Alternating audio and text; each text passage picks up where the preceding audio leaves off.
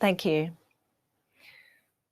Rohingya refugees say they have no future in Bangladesh, 5 years after fleeing horrific violence at the hands of the Myanmar military. Close to 1 million people are still stuck in overcrowded and unsanitary camps in Cox's Bazar with no solution in sight. Aid group Médecins Sans Frontières is calling on the Australian government to issue specific humanitarian visa allocations for Rohingya people. Earlier, I spoke to Arun Jagan, the outgoing Chief of Mission for MSF in Cox's Bazar.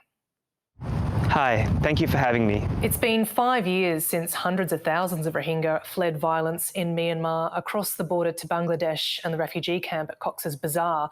Almost 1 million people are still there. How are they 5 years on, mentally and physically? They're not doing great.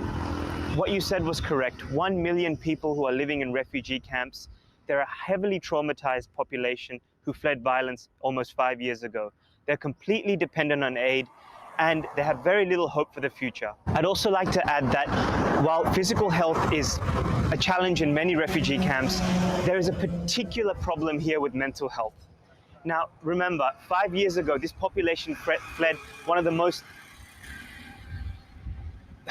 devastating situations in Myanmar. I remember clearly like it was yesterday, hundreds of thousands of people streaming across the border, fleeing targeted violence.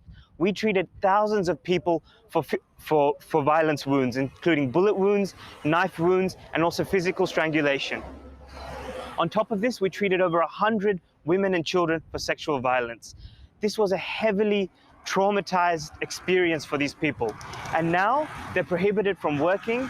They cannot access education beyond primary school. So there's no real solution put on the table for them. MSF, Médecins Sans Frontières, we're the largest provider of mental health care in Cox's Bazar district.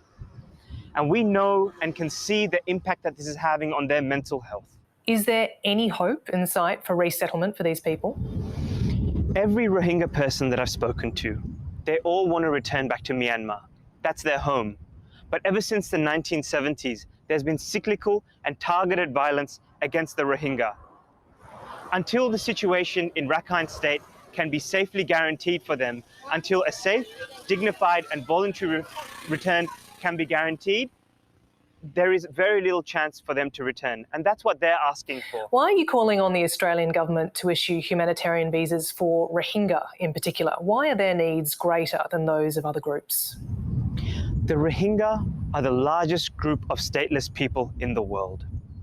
Statelessness has its own vulnerabilities. Right now, they're prohibited from working.